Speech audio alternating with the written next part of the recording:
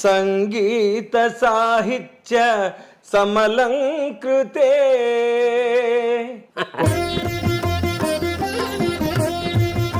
స్వాగతం. కానీ ఒక విషయం చెప్దాం అనుకుంటున్నా, సారు అలాంటివి వద్దురా, బాబాయ్ అని పిలుస్తా, అలాగే పిలువ, ఎందుకంటే చాలా ఆర్టిఫిషియల్గా అనిపిస్తుంది అలా అయితే. ఎందుకంటే లేకపోతే ఆ బీసుకుపోయి ఏదో ఇంటర్వ్యూ ఉండేలా రాయబట్టి అదే అదే గంగ కరుణాంతరంగ దివి నుండి దిగి వచ్చెను పాపము కడు గంగ రంగని పాదాల కింద పుట్టిన ఆ గంగ లింగని తల మీదికెట్లు పారే విచిత్రంగా. ఈ ఐశ్వర్యం బులాలు భూములు కొంపలు అవి కావు. వాళ్ళకి లభించినంత ప్రాచుర్యం కానీ వాళ్ళకి లభించినంత హీరో వర్షిప్ ఇంకో రైటర్కి ఉన్నదంటే ఏదో కట్టకట్టుకుని కావాలని ఇక్కడ పుట్టినట్టే అలా అలా పుట్టారు. అంత మృదువుగా అంత సున్నితంగా ఉండే ఈ ధ్వని నేను వాయిస్తుంటే రంపంతో కోస్తే పొట్టు రాలుతున్నట్టుంది. ఆటగదరా శివ ఆటగద కేశవ ఆటగదరా నీకు అమ్మతోడు. అమ్మతోడు అంటే ఏమిటి ఇక్కడ? నాటకం ఏంటి సబ్జెక్టు? ఇది ఎక్కువైపోయింది, ఇది మనమే రాసుకుందాం అని మొదలెట్టా. నాటిగా ఇది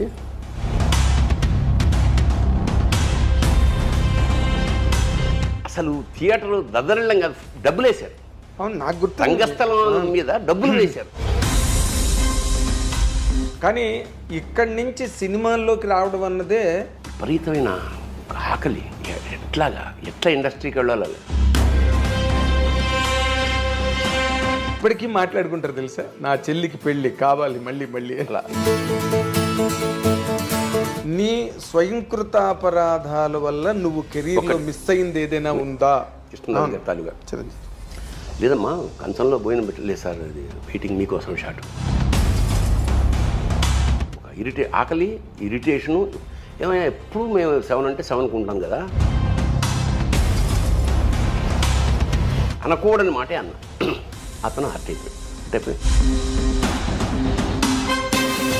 అక్కడికి జపాన్కి వెళ్తేప్పుడు ఎలా ఉంటాడు, చిన్న నిక్కరు ఇదే కదా. నేను అలా రోడ్డు మీద నేను ఇలా వెళ్తుంటే ఎవడో చౌకీదార్ బాహుబలి అన్నాడు.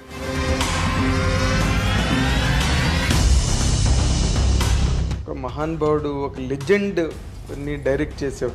షార్ట్ కట్ చెప్పడం మర్చిపోయాడంటే నేను వెళ్ళకూడదు అనుకునేవాడు. అలా ఆ సినిమాకి 3 సార్లు జరిగింది. అవునా? ఆ పర్ఫార్మెన్స్కి కాదు, నేను ఏంటంటే ఈయన ఒకడండి, ఎందుకంటే అతనికి డైరెక్షన్. అక్కడ ఏ దేశానికి వెళ్ళినా నాకు ఫస్ట్ ఇన్విటేషన్ ఏమిటంటే, సార్ మీరు ఒక్కరోజు మాతో కలిసి భోజనం చేస్తూ. It's great experience. It's great. నా జీవితంలో 100% అదొక చంద్రయాన్. ఐ డ్రీమ్ ప్రేక్షకులకు స్వాగతం. ఇప్పుడు నేను ఇంటర్వ్యూ చేయబోతున్న ఒక వ్యక్తి కాదు, అదొక వ్యవస్థ.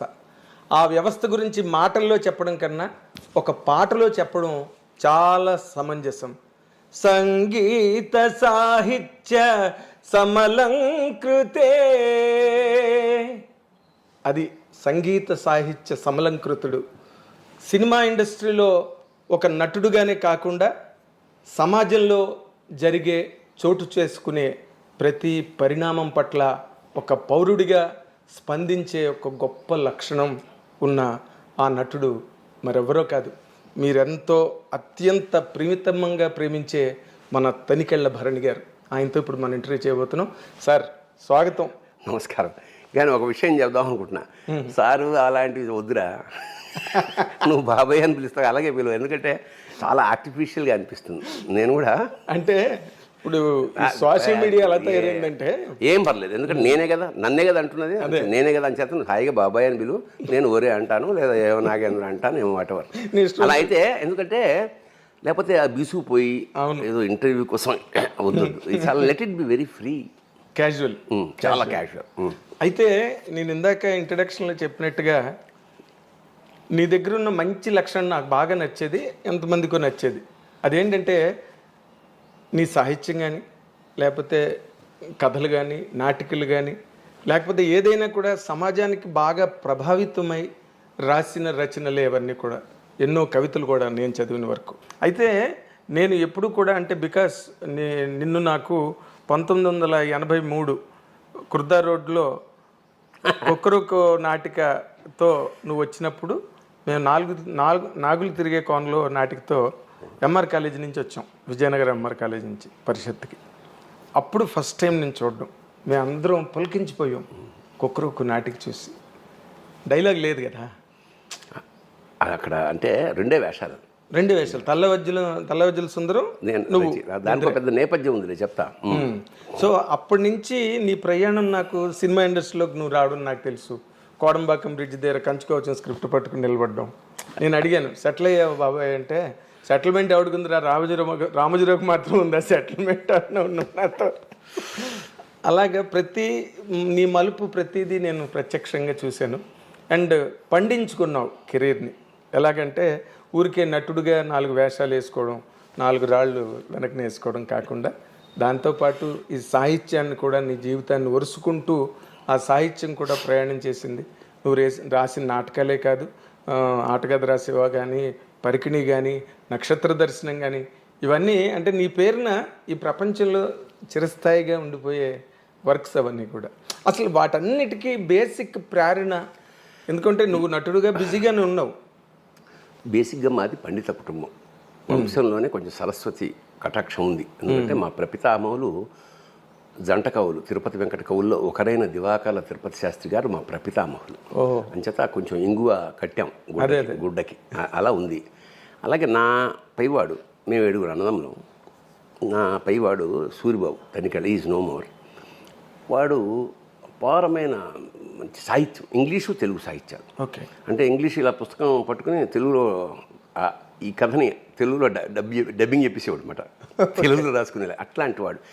అలాగే మా అన్న ఎంఎస్కో పాకెట్ బుక్స్ ఆరంభం, మా పెద్దన్నయ్య దానికి మెంబరు. అంటే ఇంట్లో పుస్తకాలు ఉండేవి ఎప్పుడు అలాగా. ఓకే, సో పుస్తకం ఉంటే ఇక చదవడం, అంటే వేరే ఎంటర్టైన్మెంట్ ఏమున్నప్పుడు ఇంకా రేడియో రాలేదు మాకు, నా చిన్నదానికి అప్పుడు ఇంక రేడియోలే ఎరగం. సో చదవడం, మా అన్నదమ్ములందరూ కూర్చుంటే పద్యాలు చెప్పుకోవడం, సాహిత్యం చెప్పుకోవడం, ఇది బేసిక్గా మాలో మొదటి నుంచి ఉంది. భోజనాలు చేసేటప్పుడు ఇంకా మేము, వాడు ఒక పద్యం చెప్తే మేము ఒక పద్యం చెప్పి అట్లా ఆ సాంప్రదాయం మాకు చాలా ఎంజాయ్, బ్రహ్మానందం అనేవాడు. రే ఎప్పుడైనా మీ అన్నదమ్ములు ఏదైనా సభ పెళ్ళి ఇళ్ళాలి అనుకున్నప్పుడు నన్ను బెలవరా బాబు, మీ వాళ్ళ మధ్య కూర్చుంటేనే ఒక భువన విజయంలా ఉంటుంది. That is true. అంత ఎంజాయ్ చేసేవాళ్ళం, సాహిత్యాన్ని ఎంజాయ్ చేసేవాళ్ళం మేము. అదే. సో అప్పుడు నా మధ్యతరగతి తనంలో అవి లేవు ఇవి లేవు అన్నింటినీ సాహిత్యం కప్పేసింది, మాకు తెలీదు. అదే, ఈ ఎంజాయ్మెంట్లోనే, ఈ అనుభూతిలోనే ఉండడం ఏం కదా. దానిలో ఇప్పుడు సాహిత్యం ఒక పద్యం చదువుతున్నాం అంటే అది కంటతా పడుతుంటే, ఇప్పుడు మేము పరబ్రహ్మ శాస్త్రి గారు నాకు మాస్టర్, ఆయన నాకు లెక్కలు వీకు కానీ తెలుగు చాలా ఆసక్తిగా చెప్పాడు. అప్పుడు ఫస్ట్ టైం అటజనికాంచ భూమి సురుడంబ, అప్పుడు కంఠతా పట్టిన ఆ సాహిత్యం, ఆ భిక్ష, అది ఆ కంఠతా పట్టడం అనేది నాకు సరదా. నేను పూత మెరంగులను మొత్తం తెలుగు సాహిత్యంలో అత్యంత 27 అవన్నీ అది కంఠతా పట్టాను. కవిత కూడా కంటపట్టాను. నా దాదాపు కాళహస్తీశ్వర శతకం మొత్తం కంఠతా పట్టాను. కాళహస్తీశ్వర శతకం అలాగా మొత్తానికి అలా ప్రారంభమై ఇంట్లో ఉన్న సాహిత్యం అలా ఇంటర్మీడియట్ నుంచి అక్కడ కాంపిటీషన్, నాటకాల కాంపిటీషన్ జరుగుతోంది. అప్పటి వరకు నాకు నాటకాలు, హరికథలు ఇష్టం. హరికథ ఎందుకంటే నాకు హరికథ అంటే చాలా ఇష్టము, చాలా గౌరవం కూడా. ఎందుకు గౌరవం అంటే, ఒక వ్యక్తి అక్కడ కథ మొదలెట్టాక అది భారతమోనో రామాయణమోను, రామాయణం అనుకుందాం, ఆడే రాముడు, ఆయనే సీత, ఆయనే లక్ష్మణుడు, ఆయనే ఆంజనేయుడు, ఆయనే వాలి, ఆయనే జటాయు, ఆయనే రావణాసురుడు కూడా. ఒకటేగా, వన్ మ్యాన్ షో. పైగా భరతనాట్యంలాగా ఇక్కడ రాముడు వచ్చి అట్లా రాముడు, ఆ ట్రాన్స్ఫర్మేషన్, ఆ కళ్ళల్లో, ఆ ఆటలో, ఆ డాన్స్లో ఒక్క వ్యక్తి విశ్వరూపం ఏమన్నా చూపదలుచుకుంటే హరికథ నాకు తెలిసి. అందుకని నాకు ఆదిభట్ట నారాయణ దాస్ గారి పేరు తలుచుకుంటే అసలు పులకిస్తుందన్నమాట ఒళ్ళు. ఒక్క వ్యక్తి, అబ్బాయి ఎలా రసాప్లావిత కథ చెప్పేస్తున్నాం, మనం వెళ్ళిపోతున్నాం, అన్ని పాత్రలు చూసేస్తున్నాం, సినిమా అయిపోయింది, బాహుబలి చూసేసాం. తర్వాత పాపం మళ్ళీ మామూలు చిన్న హరికథ, ఆ దక్షిణ, ఆ తాపత్రయం. అంచేత నాకు హరికథ అంటే అపారమైన గౌరవం. That made me actor. ఆ నటన కానీ రచన కానీ ఏదైనా సరే దానికి బేస్ మాత్రం హరికథ. హరికథే. అక్కడి నుంచి మెల్లిగా ఇదైతే దాన్ని ఇమిటేట్ చేస్తుండే ఇంటికి వచ్చి ఓ బొట్టెట్టేసుకుని ఆ బావిలాకులు ఉండేవి అప్పట్లో మా రైల్వే క్వార్టర్స్లో. ఆ బావిలాకులు దండ వేసుకుని చిన్న లుంగి కట్టుకుని చెమట అని బొగ్గులు వేరడానికి చెమట ఇప్పుడు జనానికి తెలియదు ఇలా అంటే దానితో సౌండ్ వచ్చేది చక్ చక్. అవును. అతను ఏం చెప్పాడో దాన్ని ఇంకోలాగా మరి ఏం చెప్పాడో నాకు గుర్తులేదు. పిల్లలందరినీ పెట్టుకుని నేను హరిదాస్లాగా. సో అట్లా నటన సాహిత్యం అట్లా అబ్బింది నాకు. సరే అక్కడికి వచ్చి కాలేజీ రాగానే కాంపిటీషన్. అప్పట్లో కాలేజీ నాటకం అంటే జంజాల గారిది లేదా ఆది విష్ణు. కాకపోతే ఇద్దరు దాంట్లోనూ ఆడవేషాలని మాకంత స్తోమత లేదు మా టీంకి. అదే కొంచెం మధ్యతరగతి టీం అది. మిగతా వాళ్ళందరికీ హీరోలు మ్యూజిక్ పెట్టుకునే. సో అప్పుడే మా నాన్న రిటైర్ అయ్యి మేము అద్దె ఇంట్లోంచి వచ్చాము. రైల్వే క్వార్టర్స్ లాంటి అపారమైన విశాలమైన సామ్రాజ్యం నుంచి మధ్యతరగతి దీంట్లోకి వచ్చాం. అద్దెంట్లోకి. అదేంటి నీళ్ళకు వాడుతున్నారు, గోడకు మేక కొట్టారు, లైట్ అప్పుడే, ఇవన్నీ కొత్తగా మాకు. అది కదా రైల్వే క్వార్టర్లో మీరే రాజులు మహారాజులు. ఇదేంటిది ఇవన్నీ అనుభవాలతో అద్దె కొంప అని నాటికి రాశాను. నేనే డైరెక్షన్, నేనే యాక్టర్. అది సంఘీ కాలేజ్ ఆఫ్ కామర్స్లో బీకాంలో నాటకం వేసేటప్పటికి మాకు ఉత్తమ ప్రదర్శన. ఉత్తమ ప్రదర్శన మాకు ఆ నీరాజనం అందరు చప్పట్లు. ఆ చప్పట్లేరా ఆకలి కొన్న కళాజీ బచ్చభక్ష అంతే. ఇంకా అంతే. అక్కడి నుంచి మనం ఏదో ఇది కాదనమాట, మనలో ఇంకోటి ఏదో ఉంది అని ఇంకా వెతుకుతున్నాం.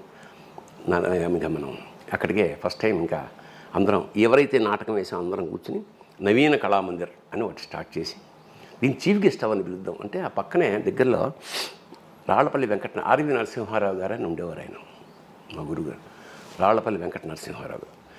ఆయన దగ్గరికి వెళ్ళి రిక్వెస్ట్ చేసి ఇట్లా సరిగ్గా ఆయన పెళ్ళి 16 రోజుల పండగ కూడా అవ్వలేదు. దాదాపు 13 రోజులు 12 రోజులు అయిందంతే. ఆయన ఇంటికి మెట్లు ఎక్కుంటూ ఇలా చాలా పొడుగా మెట్లు ఉండేవాడు. ఒక వంట స్తంభంలా దాంట్లో వెళ్ళాం. ఇంకా అవికి ఇంకా పసుపు తాడు ఇంకా ఆ తిక్కుగా ఉంది. అయ్యా ఇట్లా మేము సమాజం మెవాలిటాం, మీరు వచ్చి అక్షింతలు ఆశీర్వదించాలి. సరే వచ్చాడు. వచ్చి పరిచయం అయింది. ఏదో మా స్థాయికి బూంది చాయ్ తోటి నాటకం. ఇంకా మేము చిన్న స్కిట్స్ లాంటివి ఇప్పుడు వస్తున్నాయి టీవీల్లో, అలాంటి స్కిట్స్ తయారు చేసి జబర్దస్త్ స్కిట్స్. 8 నంబర్ గల్లీ మా సీతాఫలం మండికి వెళ్ళే దారిలో 8 నంబర్ గల్లీలో మా తొలి ప్రదర్శన జీవితంలో. మా అంతటా మేము రాసుకుని మేము మేకప్ వేసుకుని మేము చేసుకుని వెళ్ళేటప్పటికి అక్కడ వాడు ఎవడైతే ఉంటాడో ఆర్గనైజరు ఒక ఇంతలావు తెర కట్టేసాడు ముందు. ఇదేంటను అంటే మీరు వేస్తారు కదా, మేము వేయడం అంటే నాటకం అట్లా వేస్తే ఇది స్క్రీన్ కాదే, సినిమా కాదు, ఇది నాటకం అంటే ఏం చేయాలండి, తీసేయబాబు అన్నాం. తీసేసాం. ఇంకా మేము మొదలెట్టాం. అంటే to be frank it is a slapstick comedy. అంటే మన చార్లీ చాప్లిన్ లాగా సెటిల్ కామెడీ కాదు, ఊర కామెడీ. అదే అరటిపండు తొక్కేసాడు లాల్ అండ్ హాడీ యాక్చువల్గా. అసలు స్లాప్ స్టిక్ అంటేనే వాళ్ళు కర్ర ఇలా విరగ్గొట్టి వెదురుని ఇలా 4 ముక్కలు కొట్టేసి జోకర్లు పెట్టుకుంటారు. సరే అది ఇలా కొడితే చిల్క్ సౌండ్, దెబ్బ తగలగానే sound. That is called slapstick. Cheap comedy. ఈ సర్కస్లో పిల్లల్ని ఎంటర్టైన్ చేయడానికి జోకర్లు ఊరికే కొట్టుకుంటూ ఉంటారు. అవును. ఆ స్లాప్ స్టిక్తో కొడుతుంటారు కదా, ఆ సౌండ్ ఎక్కువ. అంత చీప్గా మేము అంటే మాకు తెలిసిన ఓవర్ చేయడం కదా, అతి చేయడం. అది విపరీతంగా నవ్వుతున్నారు పిల్లలు, చిన్న పిల్లలు, వాళ్ళు వీళ్ళు. కానీ కట్ చేస్తే ఆయన వచ్చాడు ఆర్గనైజర్. రైట్ మీరు ఆపండి ఒక నిమిషం అని స్టేజ్ మీదకి వచ్చి, ఏమా మజాక్ చేస్తుండ్రా, అరే ఎంత కష్టపడి నాటకం ఆడుతుంది, నవ్వుతారేం ఏమరా, నోటి మీద ఏమి అది చూడండి సార్ అంటే మేము మేము వేస్తుందే వాళ్ళు ఎంటర్టైన్మెంట్ చేయాలి, వీడెవడరా బాబు అని. ఇట్లాంటి స్థాయి నుంచి ఇది చూశాడు మా గురువుగారు. సరే ఓకే ఆర్టిస్టులు పిల్లలు పనికొస్తారు అంటే యాక్చువల్గా టు బి ఫ్రాంక్ మా గురువు మీద కోపం వచ్చింది. ఎందుకంటే మాకు ఆయన నాటకాలు వేసుకుంటూ వెళ్ళిపోతున్నాడు, మేము ఇక్కడ ఆర్టిస్టులు సమాజం మొదలెట్టే చిన్న వేస్తున్నాం, మాకు ఎంటర్టైన్మెంట్ ఇవ్వడే, మాకు ఏదైనా అవకాశం ఇవ్వడా అని చెప్పేసి మేము ఇలాగ చిన్న మొదలెట్టేసాం. ఆ ఫోటోలు తీయడం అవన్నీ మెల్లిమెల్లిగా ప్రచారం అయిపోయింది. ఇంకా దీన్ని ఏమంటారు, నవరాత్రులు అప్పుడు 9 days బిజీ మేము. ఎక్కడ పడితే కారులో ఎక్కించుకుని తీసుకెళ్ళిపోయి ఒక చోట్ల కాబట్టి అది ఒక లోకల్గా వీడు లోకల్ ఫేమస్ అయిపోయింది. అయితే మా గురుగారు గుర్తించారు, టాలెంట్ ఉంది కానీ this is not the right way of expression అని చెప్పి ఆయన మమ్మల్ని నాటకాలకి ఆరంభించి ఫస్ట్ ముగింపు లేని కథ. అప్పుడు నాకు దాదాపు 23 ఏళ్ళు. నేను 80 ఏళ్ల ముసలివాడి పాత్ర. దాదాపు 100 షోలు వేసాను. 100 ప్రదర్శనలు వేసాం. ఆల్ ఓవర్ మా ఢిల్లీ వెళ్ళాం, కలకత్తా వెళ్ళాం, కేరళ వెళ్ళాం. All over India all over ఇండియాలో తెలుగు నాటకం అంటే తమిళ నాటకాలు అంటే వేల సంఖ్యలో ఉంటుంది. తెలుగు నాటకం 100 సార్లు ఇవ్వడం చాలా గొప్ప. అందులో ఒక్కసారి 99 ప్రదర్శన ఆయన రాలా. అప్పుడే మేము ఆయన్ని చెన్నై పంపాం మేమందరం, స్త్రీ అనే సినిమా కోసం. నాటకం రైల్వే కళా పరిషత్లో నాటకం. అది దాని పేరు ముగింపు లేని కథ, జీవన్ముక్తుడు అని కలిసి నాటకం. 2 గంటల నాటకం. 2 గంటల్లో కనీసం గంట సేపు ఆయనే మాట్లాడతాడు. ఇప్పుడు ఆయన ఇంకో 1 వీక్లో రావాలి. అక్కడి నుంచి టెలిగ్రామ్ పంపించాడు, God bless you, all the best, I'm unable to come, షూటింగ్లో ఉన్నానని. మా గుండెలో రాయబడిపోయింది. ఎంట్రీ ఇచ్చేసాం. రైల్వే కళారంగ ప్రెస్టీజియస్. నేనేమో తాత వేషం, మల్లాది విజయలక్ష్మి గారు ఆవిడ భార్య వేషం అన్నమాట, రాళ్ళపల్లి గారు. అందరూ మాట్లాడుకోరే నువ్వేసేరా అంటే, మా గురుగారు మంచి సాంప్రదాయం ఏంటంటే ఎవరు రాకపోతే ఆ వేషం పక్క వాళ్ళతో వేయించేవాడు. అట్లా నాకు అన్ని వేషాలు అందరూ అన్ని వేషాలు వేసే స్థితి వచ్చింది. కానీ ఈయన వేషం ఎవరు మాకు పక్క నుంచి చూస్తున్నాం తప్ప ప్రవేశించి వేద్దాం అనేది. అక్కడి నుంచి 7 days రాత్రింబగళ్ళు నిద్రలో కూడా ఇలా అన్నప్పుడు లేచి డైలాగ్ చెప్పే స్థితికి నేను వచ్చానమాట. ఇంకా నాటకం ప్రదర్శన. ఇంకా ఒకసారి గురుగారికి నమస్కారం పెట్టుకుని వేసాం కళ. కట్ చేస్తే అందరూ బాగుంది. అన్ని నాటకం ఉత్తమ ప్రదర్శన వేరే దానికి వెళ్ళిపోయింది.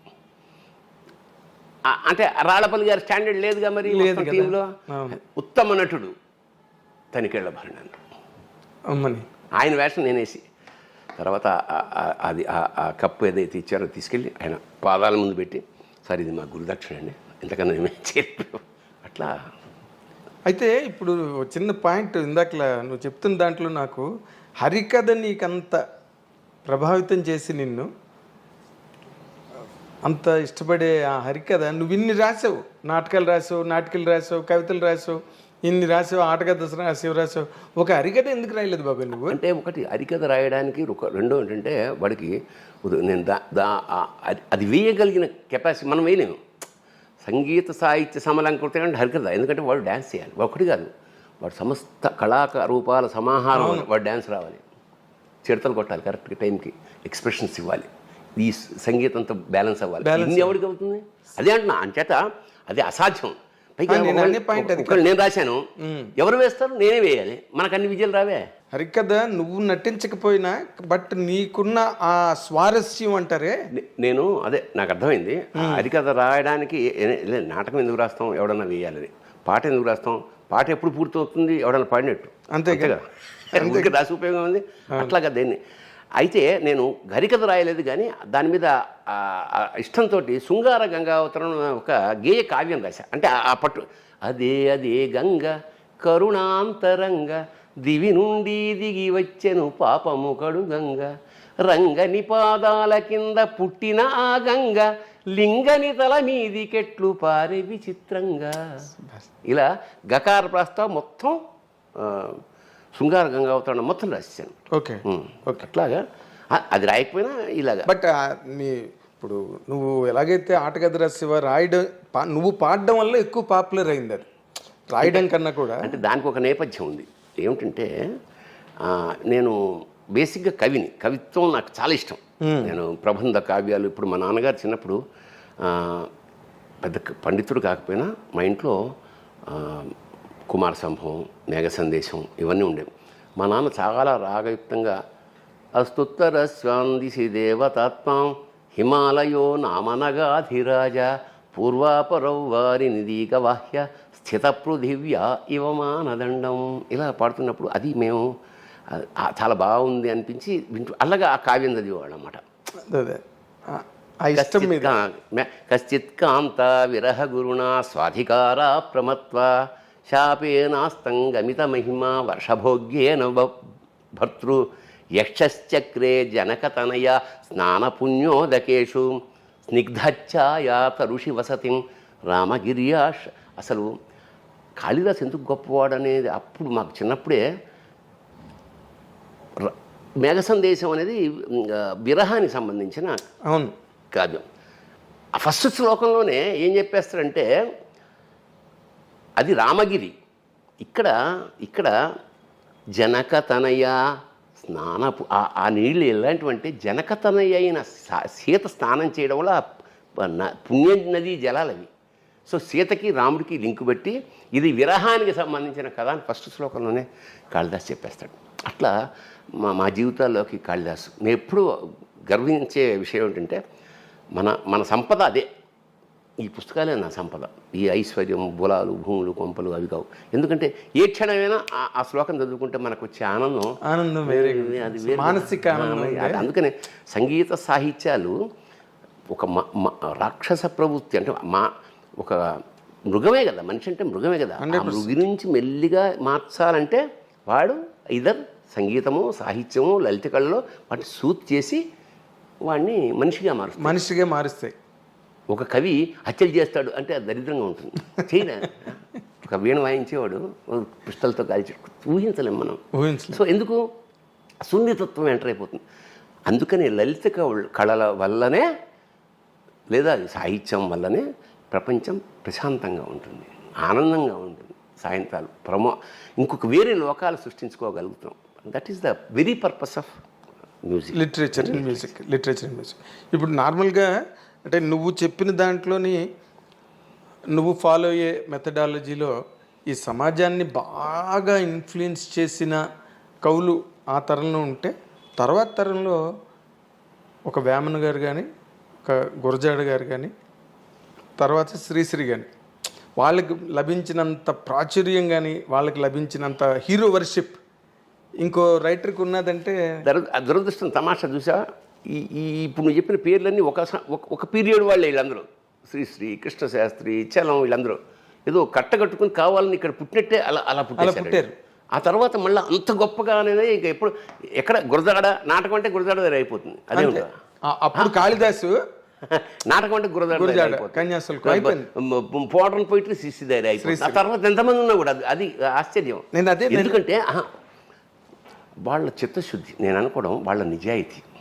ఇప్పుడు త్యాగరాజు స్వామి కానీ అన్నమయ్య కానీ ఆ కీర్తనలు రాశారంటే వాడికి ఎవరితోటి సంబంధం లేదు, రాముడితోటి తప్ప త్యాగరాజుకి ఎవరితోటి సంబంధం లేదు. నిధి కీర్తన అంటే అసలు జగదానందకారక అనే పదాల పోహళింపు ఉందే.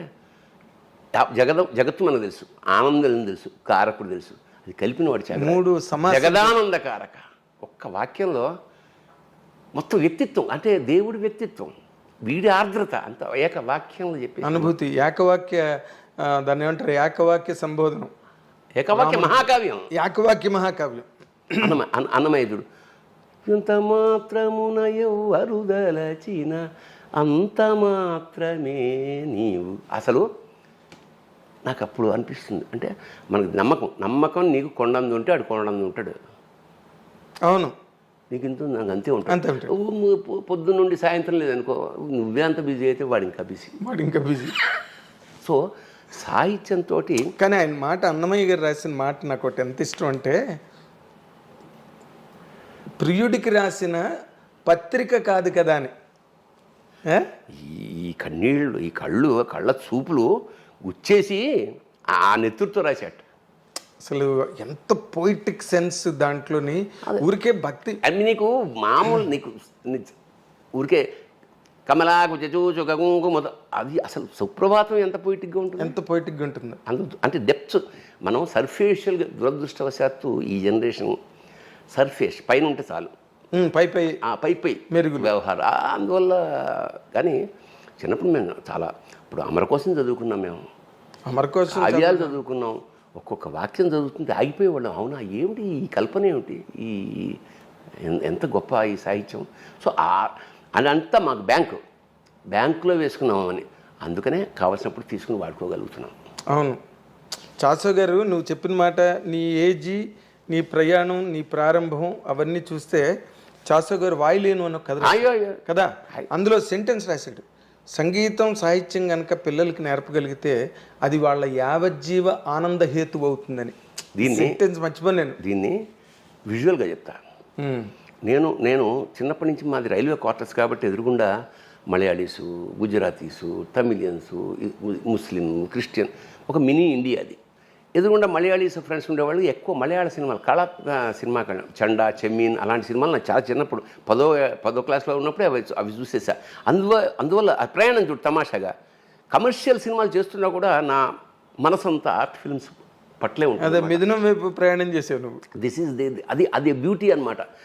పొయిట్రీని ఆనందించే స్థితి, ఆ కళాత్మకత, అది జీవితంలోకి ఎంటర్ అవ్వడం వల్ల నేను ఎన్నో ఆ మినీ ఇండియాలోంచి నేను ప్రయాణం చేసి వచ్చిన నాకు సాహిత్య పట్ల విపరీతమైన ఇప్పుడు ఎందరో మహానుభావులు, ఎంత గ్రేట్ లిటరేచర్ ఉంది దానిలో, ఎంత గ్రేట్ లిటరేచర్. దానికో రీజన్ ఏమిటంటే ఇప్పుడు ఈ ఇట్లాగా ఎందరో మహానుభావులు రాయడానికి కారణం ఏమిటంటే నాకు సంగీతం పట్ల ఇష్టం అంటే మనకెవరికి రాదు. మా ఇంట్లో ఎక్కడ సంగీతం లేదు. సాహిత్యం అయితే ఉంది కానీ సంగీతం లేదు.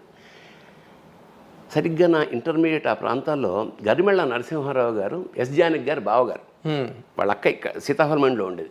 ఆయన అన్నమాచార్య కళాపీఠం ఏదో పెట్టాడు. ఆయన పెడితే అందులో అన్ని కోర్సులు, మృదంగం, వయలిను. నాకు మృదంగం నేర్చుకోవాలి ఎందుకు అనిపించింది, తూర్పు పొడమరా అనే సినిమాలో కమల్ హాసన్ మృదంగం వాయిస్తాడు. ఆ చేయి కట్టింది టంగటంగన, అది ఎంతో చాలా అద్భుతంగా అనిపించింది నాకు. నేర్చుకుంటే మృదంగం నేర్చుకోవాలని నేను గరిమెళ్ళ నరసింహారావు గారి దగ్గరికి వెళ్ళి 10 రూపాయలు ఎంత అప్పుడు అంటాను. పెద్దయినా చాలా పెద్ద అమౌంట్ అక్కడ. సరే వెళ్ళి ఫండ్, ఇది నేను 70s సంగతి చెప్తున్నా. సరే రా కూర్చోండి, అయిపోయింది. కొట్టాం మళ్ళీగా టక్క ఒక రోజు 2 రోజులు 15 రోజులు నెల ఇంటికి వచ్చి తలుపుల మీద ద్వారబంధాల మీద కొట్టేస్తున్నాడు. మీరు అద్దెకొంపర బాబు అనేది మా అమ్మ. అంతా సజావుగా సాగుతుందన్న క్రమంలో మా గురువుగారు కూర్చోబెట్టి నరసింహారావు గారు, ఒరే 2 ఏళ్ళు 4 ఇంతే లెక్క, ఇలాగా 2 3 6 మృదంగం లెక్కలు అవి ఇవి ఒకటే అన్నాడు. నా గుండెలో రాయబడింది. నాకు లెక్కలు రావు. ఇప్పుడు 3 3 ఆడినా అప్పుడు 12 ఎంత అంటాడేమో అని చెప్పేది మానేశాను సంగీ. సో మృదంగం అలా ముట్టుకుని మానేశాను. తర్వాత బ్రహ్మానందం గారని ఒక ఆయన ఉండేవాడు, మన బ్రహ్మానందం గారు వైలినిస్ట్, ఆయన దగ్గర కొన్నాళ్ళు వైలిన్ నేర్చుకున్నా. ఆ తీగల మీద ఆయన ఇలా వాయిస్తుంటే అంత మృదువుగా, అంత సున్నితంగా ఉండే ఈ ధ్వని నేను వాయిస్తుంటే రంపంతో కోస్తే పొట్టు రాలుతున్నట్టు ఉండేది. నిజంగా ఇంకా మనకి సంగీతం రాదు అని నిర్ణయించుకున్నాక ఇక పెళ్ళయి పిల్లలు పుట్టిన తర్వాత వాళ్ళకి 5 ఏళ్ళు అప్పుడు ఇదే ఇంట్లో రమణమూర్తి అని ఒక ఆయన వచ్చాడు నా దగ్గరికి. సార్ నాకు సంగీతం వచ్చండి, నేను బేసిక్గా లాయర్ని, నాకు సినిమాలో ఏమైనా అవకాశాలు మ్యూజిక్ డైరెక్టర్గా. అది చూద్దాంలేండి కానీ ముందు ఓ పని చేయండి సార్, నాకు సంగీతం అనుకున్నాను, నాకు రాలేదు, మా పిల్లలకి ఏమైనా నేర్పండి అన్న. నాకు నేర్పడం రాదు సార్, నాకు వచ్చి మీకు ఏమొస్తే అదే నేర్పండి అన్న. సరే పాపం ఒప్పుకున్నాడు ఆయన. పొద్దున్న 6 గంటలకు ఇక్కడే ఉండేవాడు, 6 గంటలకు వచ్చేవాడు. ఆయన వచ్చాక పిల్లల్ని లేపి మొహం కడిగి పాలు తాగేవాడు వచ్చేవాడు 7 అయ్యేది. ఎన్నాళ్ళు ఇట్లా ఆయన వచ్చా మీరు 7ంటికి రండి, పర్లేదు సార్ పొద్దున్నే వస్తా అట్లా. వాళ్ళు ఒకవేళ 7ంటికి వస్తే వీళ్ళు 7ంటికి లేచేవారు. అందుకని నేనేం చేశానంటే ఇంకా ఖాళీగా ఉండడం ఎందుకని నేను నేర్చుకోవడం మొదట. ఓకే, 6 to 7 వాళ్ళకి రాలేదు కానీ నాకు సంగీతం వచ్చింది. ఇది నేను ఇక్కడ కూర్చుని 6 గంటలకు మొదలెడితే ఒకళ్ళు షూటింగ్ లేదనుకో, టిఫిన్ చేసి మళ్ళీ లంచ్, మధ్యమావతి రాగానే 7 గంటలు ప్రాక్టీస్ చేశాను నేను. అబ్బా, మీ ఆటగది రహస్య మధ్యమావతి దానికోసమే. కార్యకారణ సంబంధం ఏంటంటే ఈ రాగం వంట పట్టేసి అస్థిగతం అయిపోయింది అన్నమాట. అది వచ్చేసి ఒకరోజు సడన్గా ఈ మన శబరిమలై శఖరం కూలి తెలుగు వాళ్ళు పోయారని అనగానే నాకు ఆ రాగం నాలో వెంటాడుతుంది కదా. అవును, అది దేవుడి దగ్గర కూర్చుని ఆటగదరా శివ అలా మనసులో ఆటగద కేశవా అని వచ్చిన తర్వాత ఏమిటిది, క్రీడార్థం సృజసి ప్రపంచమఖిలం అన్నారు ఆదిశంకర్లు. ఏమిటా ఆట, ఇలా చంపేయడం ఏమిటి అని చాలా బెంగతో అలాగా ఆటగదరా శివ ఆటగద కేశవా ఆటగదరా శివ ఆటగద కేశవ ఆట గదరా నీకు అమ్మ తోడు. అమ్మ తోడు అంటే ఏమిటి ఇక్కడ? శివశక్త్యాయుక్తో యది భవతి భక్త ప్రభావితం. అమ్మ శివుడు లేకుండా అమ్మవారు లేకపోతే అదే అమ్మ తోడు అంటే అదే అమ్మ తోడు కాదు, అమ్మ తోడు. అమ్మ తోడు. ఆట గదరా శివ, అదే అమ్మ తోడు కూడా నీకు ఆట గద కేశవ, ఆట గదరా శివ, ఆట గద కేశవ, ఆట గదరా నీకు అమ్మ తోడు, ఆట గదరా శివ. ఆట గద గణపతిని తిరిగి బతికించేవు, కళ్ళు మోయుట మొదటి ఆట నీకు. మళ్ళీ ఆట గద మాయకే మాంగళ్యమును గట్టి కామదహనము సయ్యాట నీకు. ఆట బ్రహ్మకు సృష్టి అంతమే నీ దృష్టి, విష్ణుమాయలు కూడా ఆట నీకు. ఆట చదువుల తల్లి ఆట బంగారు వల్లి, ఆట చదువుల తల్లి ఆట బంగారు వల్లి, ఆట గద శ్రీచక్ర సంచారిణి, ఆట గదరా శివా, ఆట గద కేశవా. ఇది అదే రాగంలో ఒక 22 రోజులు జ్వరం. జ్వరం అంటే ఎక్కడ వచ్చినా అదే అదే అదే అదే ఫేవరెట్. రాత్రి పొద్దున్న నైట్ రాత్రి పక్కన పక్కన ఇది పుస్తకం పెట్టుకుని పెన్ పెట్టుకుని పడుకునేవాడు అనమాట. ఓ రాత్రి వీళ్ళు వస్తే వేసేసి మావిడికి భయం వేసేసింది. లేదు పిచ్చెక్కింది. ఏమిటండి ఇలా పిచ్చెక్కినట్టు ఇలా అయిపోతున్నారు మీరు ఏదంటే, ఒకవేళ నిజంగా శివుడి పిచ్చి ఎక్కితే అంతకన్నా కావాల్సింది ఏమిటంటే, మొత్తానికి అది 125 రాక రాసి దాన్ని 108కి ఎడిట్ చేసి, అదే కదా 108 చేసి వేటూరి సుందరరామూర్తి గారు తీసుకెళ్ళి చూస్తే పులకించిపోయినా చాలా చాలా చాలా బాగుంది ఆయన అని ముందు మాట రాశాడు. మాడుగుల నాగం శర్మ సంస్కృతంలో దానికి ముందు మాట రాశాడు. జొన్నవిత్తుల రామలింగేశ్వరరావు రాశాడు. అన్నయ్య సీతారామ శాస్త్రి ఒక పాట రాశాడు ముందు మాటగా ఒక పాటే రాశాడు. నాకు బాపు గారికి వినిపించా. పరమాద్భుతమైన బొమ్మేసి పంపాడు. అది అసలు నేను బాపు గారు ఎప్పుడు బొమ్మ వేసినా అలా అలా చాలా గంట 2 గంటల అంత చూస్తూ ఒక గంట తర్వాత మళ్ళీ ఫోన్ చేసి, సార్ మీరు ఆ కాలు ఇలా అన్నప్పుడు ఆ మువ్వలు ఆ గాలిలో తేలడం చాలా బాగున్నాయంటే, అవునా గమనించారా మీరు, బాగుంది అని. ఒక నెల తర్వాత నేను ఫస్ట్ వేసిన బొమ్మలో ఇలా తంతున్న బాలు కొంచెం దూరం అయిపోయిందండి భూమి. అంటే భూమిని బాలుతో ఆటగదరా శివ అనడానికి ఇలా గమ్మత్తింటే ఆటగదరా శివ ఆటగద కేశవ కాబట్టి శివుడికి పింఛం పెట్టాడు ఆయన. అవును, ఎస్ ఐ రిమెంబర్. పింఛం పెట్టి ఆ కాలుతో ఇలా తన్నినప్పుడు ఆ భూగోళం ఫుట్బాల్లో ఉండే భూగోళం కొంచెం దగ్గరేసి రెండో బొమ్మ పంపాడు నాకు. ఒక బొమ్మ వేయడమే గగనం, అలాంటి రెండో బొమ్మ కూడా వేసి నాకు. సో అక్కడి నుంచి మా వీణాపాణి అదే ఆల్రెడీ ట్యూన్ చేశాడు కదా, దీన్ని చూస్ చేసి లాస్ట్ క్లైమాక్స్ మాత్రం ఆటగదనాలోని ఆత్మలింగేశ్వర నిత్య రుధిరాభిషేకము నీకు. ఆటగదనాలోని ఆత్మలింగేశ్వర నేత్రములే నేతి దీపములు నీకు. ఆటగదనాలోని ఆత్మలింగేశ్వర ఊపిరుల అగరు ధూపములు నీకు. ఆటగదనాలోని ఆత్మలింగేశ్వర 6 చక్రాలే పుష్పాలు నీకు. ఆటగదనాలోని ఆత్మలింగేశ్వర కుండలిని యజ్ఞోపవీత మీకు. ఆటగదనాలోని ఆత్మలింగేశ్వర నాసిరమే నారికేళమ్ము నీకు. ఆటగదరా శివ. రేవతి రాగం, రేవతి. అదే అది రావణాసురుడు వేదాల్ని స్వరపరిచినప్పుడు రేవతితోనే స్వరపరిచాడు. మనకు చాలా తక్కువ సినిమాల్లో. అంచేత అదే మొత్తానికి ఫార్మ్ అయిపోయిన తర్వాత ఇంకా మేము ప్రోగ్రామ్స్ మొదలెట్టాం.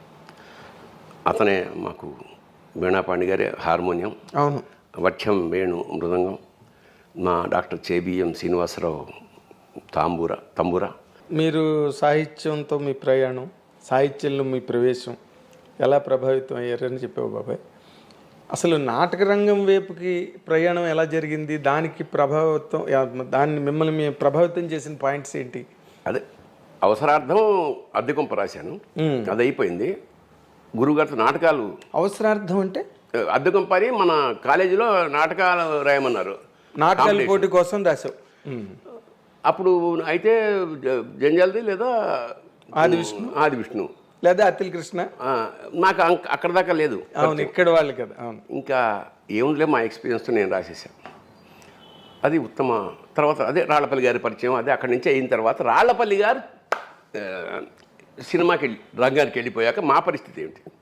మురళీ కళా నిలయం రాళ్లపల్లి గారు పెట్టింది. ఆదర్శ యువభారతి,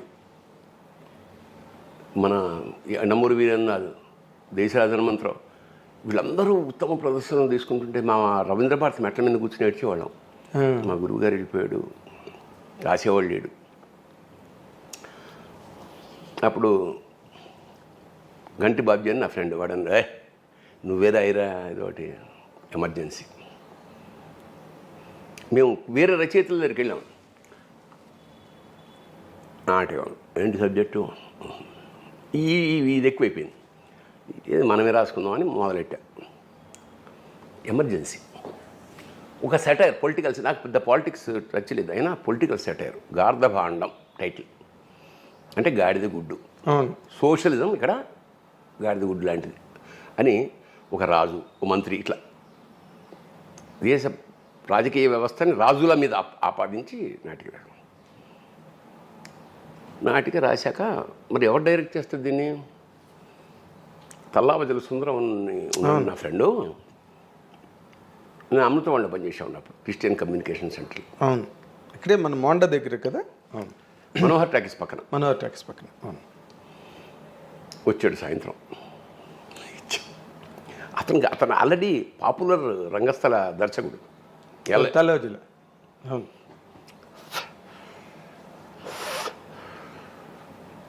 నాటిక ఇది. అవునా? ఇదేంట్రా బాబు ఇలా, ఇదేంట్రా అంటే 15 పేజీలు లేదు నాటికంటే అది రాయి మళ్ళా. వాడు కూడా ఇదేంట్రా అంటే సరే మొత్తానికి మళ్ళా రిహార్సల్స్. ఒక అందరూ బ్లాక్ డ్రెస్సే, అంటే దాని అన్ని ఇప్పుడు జనరల్గా కలర్స్ ఎలా ఉంటాయి? విలన్కి నలుపు, హీరోకి తెలుపు, విప్లవుడికి ఎరుపు, ఏమేం లేవు. అందరికీ నల్ల డ్రెస్సే డిజైన్ చేసాం. ఎందుకంటే సువర్ణాక్షర లిఖిత గత చరిత్రకి భావి ఉషస్సుకి మధ్య వర్తమానపు అంధకారమే గార్ధభాండం. అంధకారం కదా. నల్లటి సూర్యుడు, ఆ దేశంలో అన్నీ నల్లగానే ఉంటాయి. అది నాటకం ఫస్ట్ ప్రదర్శన. నేను అమచ్యుడు, విలన్. ఖమ్మంపాటి సుబ్రహ్మణ్యం రాజు, సుందరం మేధావి. మేకప్ జరుగుతోంది. దేశరాజన్ మంత్రం మంచి డైరెక్టర్ గారు, మంచి మేకప్ మ్యాన్ కూడా ఆయన. ఓకే. సో మేకప్ వేస్తున్నాడు. మా నాటకం మొదలైంది. అసలు ఓపెనింగ్ షాటే అక్కడ కింద అందరూ కూర్చున్నాగా సెటిల్ అవ్వగానే కర్టెన్ ఇలా ఓపెన్ అవుతుంది కదా. ఆల్రెడీ అక్కడ జెండా మంది మయమే, ఏముండవు అక్కడ కూర్చొని జనగణమన అంటే ఆడియన్స్ అందరూ లేచి, సగం మంది లేచి కింద. అసలు అర్థం కాలే వాళ్ళకి. జనగణమనకి లేవాలి, ఇది నాటకంలో జనగణమన, దానికి ఫంక్షన్ జనగణ, ఏం అర్థం కాదు. ఆడియన్స్ ఇలా లేచి కింద కూర్చొని చేసి మొత్తానికి గొల్లుమని నవ్వుకుని ఆపా జెండా అని. ఎవడరాను, నీది ఒక జాతి, నీకు ఒక జాతీయ జెండా అంటాడు రెండోవాడు. మరి ఈ కన్ఫ్యూషన్ అక్కడి నుంచి అందుకుంది నాటకం. మొత్తం గవర్నమెంట్ మీద సెటైర్. పరిగెత్తుకొచ్చాడు ఎవడో, పరిగెత్తుకొచ్చి దేశరాజ హనుమంతరావు, సార్ ఏంటి సార్ వాళ్ళ నాటకం, అది ఎమర్జెన్సీ పీరియడ్, వాళ్ళేమో పొలిటికల్ సెటైర్ వేసేస్తున్నారు, వీళ్ళని జైల్లో పెట్టేస్తారు సార్ అన్నాడు. నేను వెనకాల ఉన్నా, వింటున్నా. అవునా, మనిషి ఎన్నిసార్లు వస్తాడరా, నాటకం ద్వారా కనుక వీళ్ళని జైల్లో పెడితే అంతకన్నా అదృష్టం ఉంది ఏం వల్ల అన్నాడు. అసలు మామూలు పేలిపోయింది అంత నాటకం, దద్దరిల్లిపోయింది. ఉత్తమ విలన్ నాకు. ఆ రోజు నైట్ ఎక్కడో పార్టీ. ఇక ఆ ఊపుతోటి దాదాపు ఒక ఏడాది పాటు ఎక్కడికెడితే అక్కడ వీరంగం అనమాట. ఉత్తమ ప్రదర్శన. గార్ధభాండం పిచ్చెక్కిపోయింది. గార్ధభాండం హిట్ అయింది. నేను ముగింపు లేని కదా నాటకాన్ని సినిమాగా రాద్దామని, కానీ నిరుద్యోగం నాకు, బీకామ్ చదివాక. నేను చెన్నై వెళ్ళా గురువుగారింటికి. ఇక నేను ఆయన ఇంట్లో కొడుకులాగే అక్కడే కూర్చునేవాడిని. ఆయన తాగేవాడు కాదు, కానీ నాకు 555 సిగరెట్లు తెచ్చేవాడు అప్పట్లో. నాకంతా సరే మొత్తానికి వెళ్ళాను అక్కడికి వెళ్ళి ముగింపు లేని కదా స్క్రిప్ట్ రాసుకుంటున్నాను. ఈలోగా బరంపురంలో నాటక ప్రదర్శనకి పోటీకి కట్టాం. మరి నేను చెన్నైలో ఉన్నా కదా, నేను మా సుందరం వాళ్ళ టీంకి ఏం చెప్పంటే, సరే మీరు ఇక్కడి నుంచి విజయవాడ వచ్చేయండి, నేను అక్కడ చెన్నై నుంచి ఇక్కడికి వస్తాను, అందరం కలిసి బరంపురం వెళ్దాం. సరే అన్న. కట్ చేస్తే నేను బయలుదేరి విజయవాడ వచ్చాను. అసలు ఏం అప్పట్లో ఈ ఫోన్లు గీన్లు ఏం లేవు కదా, ఆ ట్రైన్లో వెతుక్కోవడమే వెళ్ళి వచ్చారా లేదా అని. మాకు మాడుగుల కృష్ణమోహన్ అని మా శిష్యుడు అనమాట, వాడు రైల్వేలో పనిచేసేవాడు. ఏరా మన వాళ్ళు ఎవరన్నా కలిసారా అంటే ఎవరు రాలేదన్నా. అవునా, ఇదేంటని మళ్ళీ హైదరాబాద్ వచ్చాను. వస్తే మా వాళ్ళు జ్వరం వచ్చి పడుకున్నాడు సుందరం. ఏంటి సుందరం, మనం పరిషత్ అక్కడ కడుతుంటే ఒక్కటి రాలేదు, వాళ్ళకి చెప్పలేదు, మనం వాళ్ళు ఏమనుకుంటారంటే ఏం చేయమంటావా, ఒక్క రిహార్సల్స్ రావట్లేదే అమ్మా. ఇక నాకు అక్కడ ఆల్రెడీ బరంపురం రాలేదు, ఇన్ఫామ్ లేదు. వాళ్ళు ఏమిటంటే ఇంత దొంగ విధవలు వీళ్ళు, ఆదర్శ భారతి వీళ్ళందరూ కలిసి వాడు ఒకసారి వెళ్ళినప్పుడు వీళ్ళకి కొట్టేస్తాడు, ఇట్లా ఏదో బ్యాడ్ ప్రాపగండా. నాకు అసలు కాలిపోయిందన్నమాట, ఇంత కమిటెడ్గా మనం చేస్తుంటే ఇదా అని. సరే మళ్ళీ చెన్నై వెళ్ళిపోయి వెంటనే 2-3 రోజులు వీళ్ళెవ్వరూ లేకుండా నాటకం రాద్దాం ఓకే అని 3 త్రిమూర్తులు, ఒకడు విష్ణు బ్రహ్మ మహేశ్వర తోటి మొదలెట్టి 3 రావట్లా.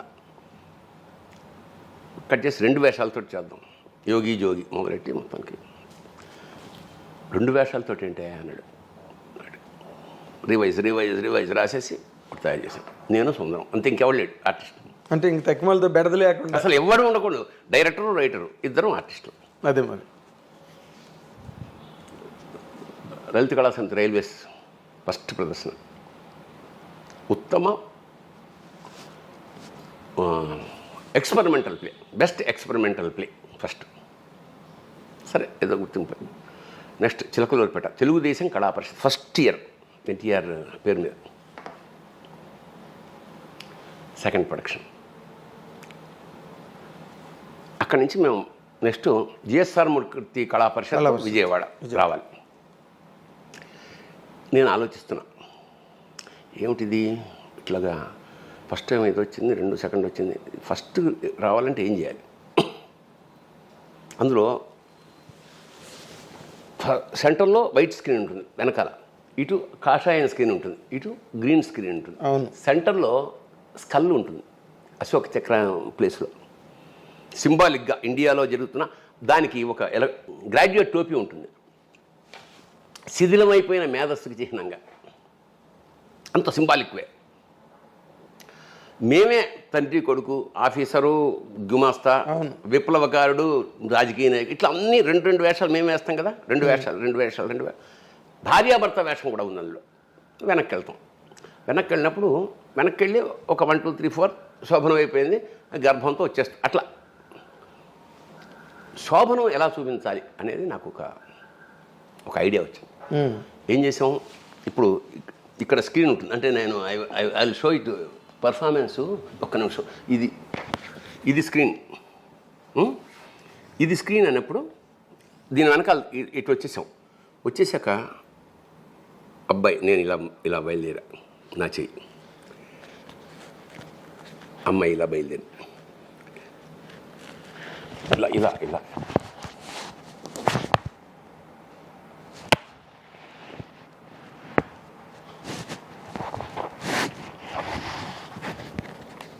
రెండు చేతులతోటి శృంగారం డిజైన్ చేసి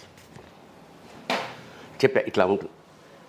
ఏమైనా ఇది క్లోజప్ పెట్టి కెమెరా కాదు కదా అన్నాడు సుందరం. ట్రై చేద్దాం. వెళ్ళి 2 చేతులు ఇలా పెట్టి ఇలా వెళ్ళి ఇలా అలా వెళ్తున్నప్పుడు అలా మళ్ళీ అమ్మాయిని పట్టుకుంటా సిగ్గుతూ. ఇదంతా అసలు థియేటర్ దద్దరిల్లం కాదు, డబ్బులు వేశారు. అవును, నాకు గుర్తు. రంగస్థలం మీద డబ్బులు వేశారు. వెంటనే సెకండ్ ఇచ్చాడు, వండర్ఫుల్. ఇక అలాగే విజృంభణ. ఇంకా ఎక్కడికి వెళ్ళాం, కలకత్తా దాకా వెళ్ళిపోయాం. మొత్తం అన్ని చోట్ల దాదాపు 2 నెలల్లో మా ఇన్కమ్ 33,000 ఆ రోజుల్లో. 33,000. మేము ఈ మన అంటే ఖర్చు వెచ్చాలన్నీ అన్నీ పోను, వేలలో ప్రైజులు అన్నీ వాళ్ళే కదా, ఫుడ్ వాళ్ళే పెడతారు. రుమాలు ఇస్తే మా ట్యాక్సీలో వెళ్ళేవాళ్ళం మేము. ఒక మధ్యతరగతి లోయర్ మిడిల్ క్లాస్ నాటకం నుంచి సూపర్ హిట్. మేము పెడితే చాలామంది స్కూళ్ళకి ఇస్తారు కదా, స్కూళ్ళలో ఇచ్చేవారు కదా, మాకు పక్కకి పిలిచి మీకు లాడ్జ్లో బుక్ చేసాం సార్. సక్సెస్. స్టార్స్ అయిపోయారు మీరు. ఎంత స్టార్డమ్ అంటే మన నాకు బాగా మన చీరాల పరిషత్లో మాది 4వ నాటిక. కందిమళ్ళ కమలనాభుడు జడ్జి. ఆయన వచ్చి, భరణి మీరు 3వ నాటకం కనుక మీరు వేస్తే బళ్ళు కట్టుకొచ్చారు అందరూ, ఊళ్ళ నుంచి అందరూ వెళ్ళిపోతారు.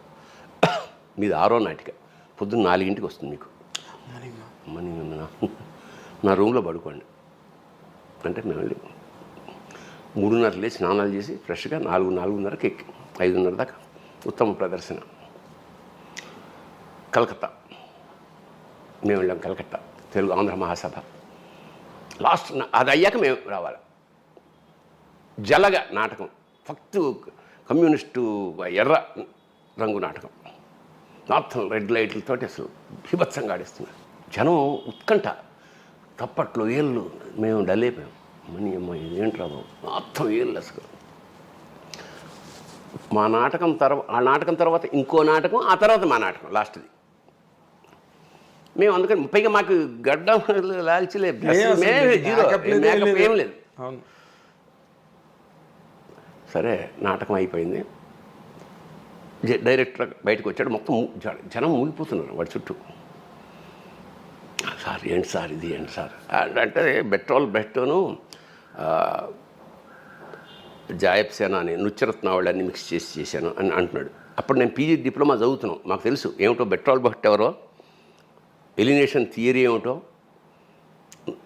నృత్యరత్నావళి కాదు, నృత్యరత్నావళి జాయబ్ సేనా అని, ఎగ్జాక్ట్లీ అవి మాకు తెలుసు. ఎప్పుడైతే నృత్యరత్నావళి అన్నాడో దొరికాడు మాకు. వీడికి అంత హాఫ్ నాలెడ్జ్ గడిడు. సరే చూద్దాం, కట్ చేస్తే ఆ నాటకం. తర్వాత వేరే నాటకం మేము ప్రిపేర్ అయ్యి రెడీ అంటే వెళ్ళిపోయాం. మాకల్లా ఈ చేపలు పట్టుకునే వైర్ ఉంటుంది, అది స్కల్కి కట్టాలి ట్రాన్స్పరెంట్గా, అదొక్కటే కట్టడం. ప్రొడక్షన్ వైట్ కాషాయం ఆ గొడ్డలు చుట్టేసి పెట్టేసాం. అవును, ఆడా. ఉత్తమ ప్రదర్శన కుక్కరొకో, ఉత్తమ ద్వితీయ ప్రదర్శన జలగ, ఉత్తమ నటుడు కుక్కరొకో, ఉత్తమ దర్శకుడు కుక్కరొకో, ఉత్తమ రచన కుక్కరొకో, ఉత్తమ సహాయ నటుడు కుక్కరొకో. ఇంత వెండి కప్పు అసలు పిచ్చికిపోయింది. అయిపోయింది. వచ్చి మాకు ఈ లాడ్జిలాగా ఇస్తారు కదా స్కూల్స్ ఏవో, స్కూల్లో కూర్చుని ఎంజాయ్ చేస్తున్నాం. ఇక్కడ వాడు సిగరెట్ కాలుస్తున్నాడు సుందరం. ప్లస్ అయిపోయింది. మాట్లాడుతుంటే ఈ డైరెక్టర్ దూరంగా అటు పెడుతున్నాడు అనమాట. వీడు సముడు ఒక్క నిమిషం అన్నాడు. అప్పుడు ముందంతా మమ్మల్ని చాలా ట్రై నా కొడుకులు అన్నట్టు చూశాడు కదా. వాడు ఆ రావడాన్ని నేను అబ్స్ట్రాక్ట్గా ఊహించుకుంటే ముక్కలు ముక్కలుగా తెగిపోయి వచ్చి ఇక్కడికి వచ్చాడనమాట. ఎస్ బ్రదర్ అగ్గిపెట్టి ఉందా అని అడిగాడు. లేదు నాకు అలవాట్లేదు సార్. నేను వద్దు సుందు వద్దు ఏమన్నా అంటున్నాను నేను. వాడు ఏమనలే, అగ్గిపెట్టి ఉందా అన్నాడు. మళ్ళీ ముక్కలన్నీ అతుక్కుంటూ వాడు వెళ్ళిపోయాడు. అట్లా ఒక సంచలనం. ఇక ఇక్కడికి రాగానే మా వాళ్ళందరూ ఏడుపు. మీరే వెళ్తున్నారు, మీరే కొడుతున్నారు, మరి ఏం చేయండి రా, మీరేమో పరిస్థితి లేదు ఈసారి 11 మందిని పెట్టి గోగ్రహణం, హిమబిందు. ఇంకా అక్కడ చిన్న విషయం. ఇంకా ఎక్కడికి వెళ్ళాము, ఇక్కడికి వెళ్ళినా అసలు రేంజ్ వేరే. చెన్నమల్లేశ్వర అమలాపురం పరిషత్. ఇప్పుడు అది కూడా ఎప్పుడు సెకండ్ ప్రైజే వస్తుంది. 4-5 ప్రదర్శనలు వేసిన. భోజనం చేస్తున్నాను, అందులో డైలాగ్ అంటే అమ్మ మమ్మల్ని క్షమించు. చివరికి ఆ అమ్మాయి హింస పెడుతుంటే ఆ గోగ్రహణం అనే పేరు ఏమిటంటే ఒక స్త్రీ యొక్క మొత్తం పరిణామక్రమం. అదే లాస్ట్కి సూత్రుడు అంటాడు, అమ్మ మమ్మల్ని క్షమించు తల్లి, మీకు ఏమాత్రం చేయుతున్న మా జాతి నపుంసకత్వాన్ని క్షమించు. ఇట్లా ఏదో డైలాగు. భోజనం చేస్తున్నప్పుడు టక్కన ఒకటి వెలిగింది. ఇప్పుడు దాకా క్షమించి అంటున్నాం కదా, క్షమించకు అంటే ఎట్లా ఉంటుంది అని ఎర్ర శాలువ తీసి గో మీద వేసి, అమ్మా మమ్మల్ని క్షమించకు, నీకేమాత్రం చేయూతనివ్వలేని మా జాతి నపుంసకత్వాన్ని క్షమించకు. క్షమించు అని ముందు ఉండేది, క్షమించకు అనగానే అసలు అయ్యగిరి నంది అది సింహ చింపేస్తా.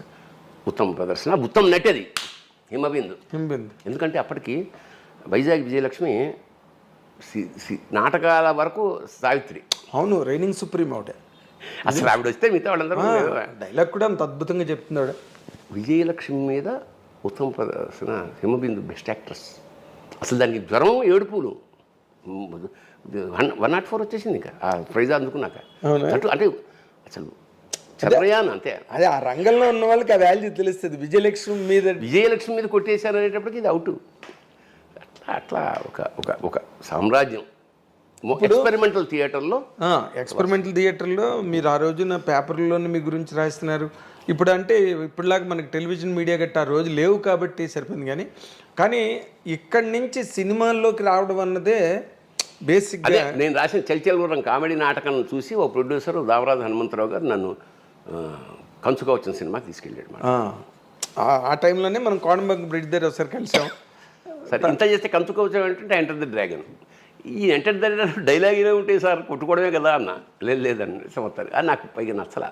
హిపోక్రసీ ఈ మాటలు దండం పెడతాను వచ్చేసా. అవును, ఇక్కడ మీరు యథేచ్ఛగా స్వేచ్ఛా ప్రపంచంలో మీకు కావాల్సింది మీరు రాసుకుని, పైగా అక్కడేం కోట్లు పట్ల 5,000 అందులో 3 కొట్టాడు. ఇంకెందుకు అక్కడ వచ్చేసా.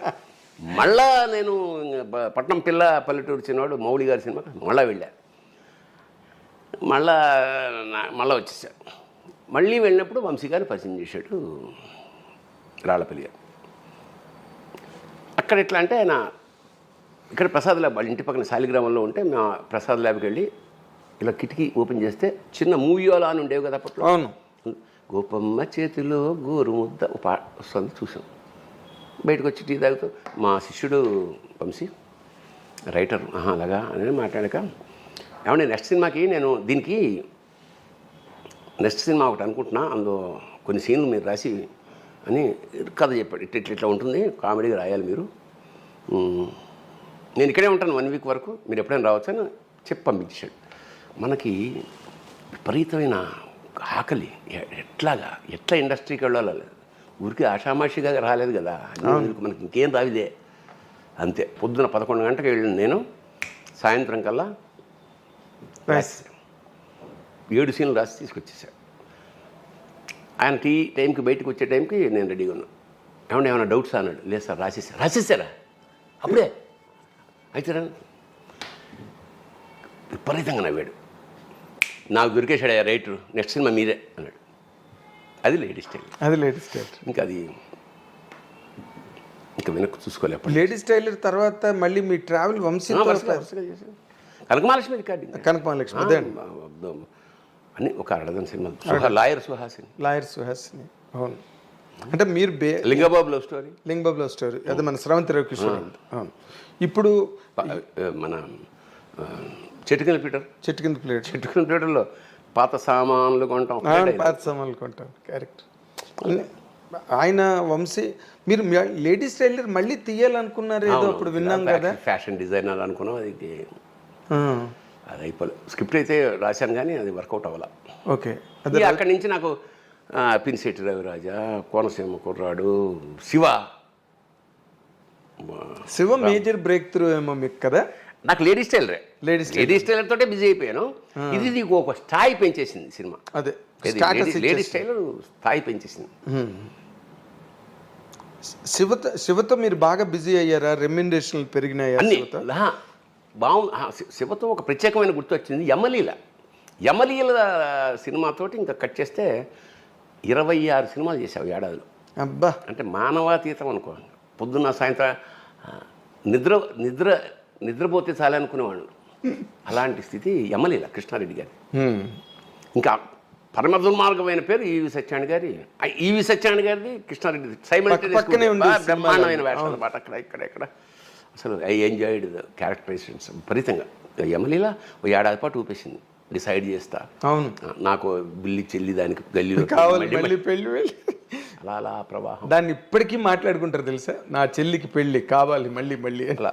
అక్కడి నుంచి అందరు బివి వినాయక్, పూరి జగన్నాథ్ అందరు డైరెక్టర్స్తో వచ్చేసి రాఘవేంద్రరావు గారు నాకు చాలా పరమాత్మీయమైన ఆయన. నారి నడమ మురారితో అతిలోక సుందర్, జగదేకుడు అతిలోక సుందర్తో ప్రారంభమైన మా ప్రయాణం ఇవాళ వరకు కొనసాగుతుంది. రాఘవేంద్రరావు గారు చాలా ఆత్మీయ, చాలా గౌరవం, చాలా ఇష్టం, చాలా ప్రేమ. అవును, మీ ఇద్దరు అలాగే మా అమ్మ అది చాలా ఇష్టం ఆయనకి. సో ఇక అలా బేసిక్గా మీరు ఈ సినిమా కెరీర్లోకి వచ్చిన తర్వాత అంటే నార్మల్గా ఏ మనిషికైనా ఒక విజయ తీరాలకు చేరుకున్న తర్వాత వెనక్కి గనక తిరిగి చూస్తే అందులో కొన్ని చేదు అనుభవాలు, కొన్ని మధుర అనుభూతులు, ఇవన్నీ కామన్ కదా. అంటే మీలాంటి వెటరన్ ఏదైనా చెప్పినప్పుడు అవి వాళ్ళకు ఒక టెక్స్ట్ లాగా పనికొస్తాయి. అసలు మీకు అలాంటి బెటర్ ఎక్స్పీరియన్సెస్ ఏమైనా ఉన్నాయా ఇండస్ట్రీలో? ఉన్నాయి. ఎలాగంటే బికాజ్ యూర్ జావియల్ మ్యాన్ బేసిక్గా. ఎలా ఉంటుందంటే సక్సెస్, ఫెయిల్యూరు, ఆ సక్సెస్ నుంచి కొంచెం తగ్గినా ఆ పక్కకు తోసేసే నేచర్ ఉంది ఇండస్ట్రీకి. అవును, 10 సినిమాలు సక్సెస్ అయినంత మాత్రాన 11వది అలాగే ఉండాలని లేదు. అవును. మన క్రాంతి కుమార్ గారు నాకు బాగా ఆత్మీయ అప్పట్లో. సరే మొత్తానికి పరిచయం అయింది, నాతో ట్రావెల్ చేశాడు. శారదాంబ సినిమాకి నేను రైటర్ని, ఆల్మోస్ట్ కో డైరెక్టర్ని కూడా. అయితే ఆ సినిమా శారద గారు చాలా మంచి వేషం, నాది బేబీరావు అని పరమ కిరాతకమైన వేషం అది. అంతా ఇంత కదా. అంటే ఫస్ట్ ఇంట్రడక్షనే ఒక స్టూడెంట్ నేను. ఫస్ట్ షాట్ నాది ఏం చేశానంటే, అమ్మాయిలు ముందు కూర్చుంటే ఆ అమ్మాయి జడ కత్తిరిస్తా అని. బేబీరావు అసలు ఊహించనంత క్రూరుడు పాత్ర ఉన్నది. అలాగా క్రాంతి కుమార్ది అయిపోయింది. చాలాసార్లు ట్రావెల్ చేసాం, అయిపోయింది.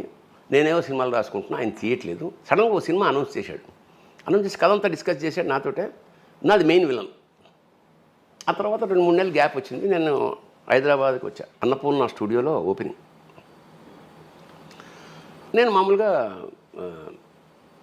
కంపెనీ కారు రాలేదు, నా ఫ్రెండ్ కారు అదే వచ్చాను అనుకున్నాను. అంటే ఉత్సాహం, అందరూ ఇంట్రడక్షన్ ఇక్కడ హైదరాబాద్, అప్పటికి చెన్నైలోనే ఉన్నా కదా. అవును. ఇంకా వచ్చి దిగి వెళ్తుంటే కేఎస్ రామారావు గారు కలిశారు. ఎండు భరణి గారు, సార్ ఇది ఓపెనింగ్ క్రాంతి గారిదండి, నేను మెయిన్ విలన్ సార్. అవునా, ఒక్క నిమిషం రండి, నాకు తెలిసి మీరు కాదు సార్, ఎవరు వేరే నాట విలన్. అవునా,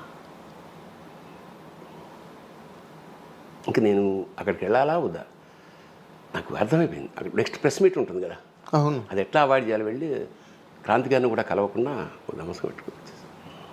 ఇక అది సినిమా ఏమైనా నాకు తెలియదు. అదే ఇది బిట్టర్ ఎక్స్పీరియన్స్. అద్భుతమైన సువర్ణావకాశం ఇలా ఇలా తింటుండగా వెళ్ళిపోయినది ఏమిటంటే, ఇక్కడ దయామేడ్ అని మన విజయచంద్ర సినిమాలో నేను పాత్ర చేస్తున్నాను. అప్పటికి అక్కడి నుంచి ఇక్కడికి వచ్చా వేషం వేయడానికి. మహర్షి నా శిష్యుడు జనార్దన్ మహర్షి. ఈ ఫోన్లు కదా, రాత్రి మామూలు ఈ ఫోన్లు కదా, హోటల్ రూమ్కి వచ్చాకే ఫోన్. ఇంటికి అక్కడ గవర్నమెంట్ ఇంట్లో ఉండేవాడు నేను. Phone, land phone. Sir Mani Ratnam గారి కారు బండి పంపించారు సార్, మిమ్మల్ని రమ్మని. అదే రోజు నేను బయలుదేరా. మరి ఇప్పుడు ఎట్లయా, ఇవాళ 2 రోజులు పడుతుంది. సరే సార్ చెప్తాను. మళ్ళా 3 సార్ మళ్ళా ఫోన్ చేశారు సార్. అంటే ఇంకా 3వ రోజు మళ్ళా ఫోన్ చేశారు సార్. ఏం చేస్తామే మరి, మనం ఫోన్ చేసి మాట్లాడుతాం. అంత సీన్ లేదు కదా మనకి. మణిరత్నం గారితో సార్ నేను వస్తానని చెప్పలేను కదా. నేను 4th డే మొత్తానికి వెళ్ళి ఇంటికి వెళ్ళా. ఇంటికన్నా ఫోన్ చేసాడు, మొత్తానికి కారు వచ్చింది. వెళ్ళా. మణిరత్నం గారు నాకు అప్పటికే పరిచయం, ఎందుకంటే సుహాసిని గారితో చాలా సినిమాలు చేశా. సుహాసిని గారి ఇంట్లో మణిరత్నం గారి ఆఫీసు అసలు చెన్నైలో, అది మా ఆఫీసు. అప్పుడు అందులోనే మన 7th మూవీస్ ఆఫీసు. అప్పుడప్పుడు మణిరత్నం వస్తుండేవాడు. సరే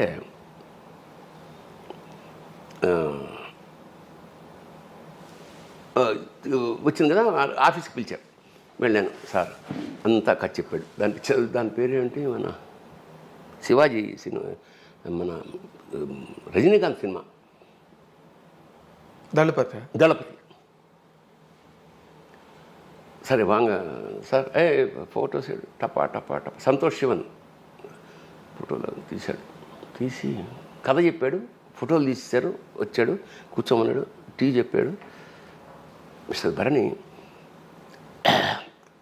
the photos think this will not fit for you because I need कुछ aged person, you are too young. అంటే నేను sir white somehow in my films I don't attend any Biggs and these things. Anyhow will meet next time. నేను Mani Ratnam cinema పోగొట్టుకోవడమా, వీడేమో 3 రోజుల నుంచి tension పెట్టేస్తున్నాడు. అసలు చాలా చాలా ఆ బాధ చాలా కాలం బాధపడ్డా. అయిపోయిందా? సరిగ్గా మొన్న పొన్నియిన్ సెల్వన్ ఆచార్య సినిమాలో నేను చిరంజీవి గారితో పక్కన కూర్చొని మాట్లాడుతూ ఫోన్ వచ్చింది. Phone is from Maniratnam's office. నేను అసలు అన్నేళ్ళు మళ్ళీ ఏమన్నా తీరా చూస్తే Mr Bharani I'm doing Ponniyin Selvan, you have to write Telugu dialogues for Das. Sir touch పోవచ్చు sir, shall I write 4-5 scenes and send you? ఎన్నా సార్ ఎన్నా పేసురుంగే, ఏంటది వచ్చేయండి అన్నాడు. కట్ చేస్తే వెళ్ళా. 2 రోజుల తర్వాత నేను జనార్దన్ మహర్షి, మా శిష్యుడు శివ సినిమా చూపించారు ఆఫీస్లోనే. స్క్రిప్ట్ ఇచ్చారు, రాయమన్నాడు. ఎందుకు నన్ను పెట్టుకున్నా అంటే అది మరీ మోడర్న్ భాష ఉండకూడదు, మరీ ప్రాతకాలపు ప్రాచీన వయా మీడియాగా ఉండాలి. సో మొత్తానికి ఒక నెల కష్టపడి 2 versions రాసి జయరామ్కి నేనే డబ్బింగ్ చెప్పి అట్లా. అంటే ఆ పోగొట్టుకున్న ఏదైతే సంపద అనుకున్నానో అప్పుడు వేషం పోయింది. అది ఎవరు వేశారు అనుకుంటున్నా, అమృష్పూర్ వేసాడు ఆ వేషం. అబ్బా, హీ సూటబుల్. నిజానికి సినిమా చూసినప్పుడు అది కరెక్ట్ అనిపిస్తుంది. అంటే ఆ క్యాలిక్యులేషన్. అప్పుడు నేనేదో అమాయకంగా నా వేషం పోయింది, కానీ వేసినవాడు మహానుభావుడు, గొప్ప వేషం, ఆ స్టాండర్డ్, ఆ మన పిల్లగాళ్ళ ఉండేవాడిని. అది కుదరదు. ఇది ఆ తృప్తి నాకు. ఆ ఏమిటంటే ఆ బాధ ఏదో ఉందో దీంతో ఆవేదన తీరిపోయింది. చక్కగా మంచి అమౌంట్ ఇచ్చారు, చక్కగా రాశాను, మంచి పేరు వచ్చింది. రివ్యూల్లో అమ్మా ఎంత తెలుగుదనం ఉంది స్క్రిప్ట్లో అని అన్న ఫీలింగ్. నేను అప్పుడు ఫోన్ చేసినప్పుడు కూడా నువ్వు నాకు చెప్పావు, పొన్నియిన్ సెల్వన్ వర్క్లో ఉన్నాను. జయరామ్కి నేను స్క్రిప్ట్ డబ్బింగ్ చెప్పాను. ఎంత ఎంజాయ్ చేశానంటే అతని వేషం. అది చదువుతున్నప్పుడు సార్ మన ఇతను బాగా చెప్తున్నాడు అని కూడా ఎడిటర్ అనగానే, అయితే ఇతనితో చెప్పిద్దాం అమ్మా అని నాతో చెప్పించాడు అనమాట. నేను ఆ సినిమా చూసి డబ్బింగ్ చెప్పాక నెక్స్ట్ డే మేము ధమాకాలో నేను అతను విలను, నేను హీరో ఫాదర్, అతను విలను జయరామ్.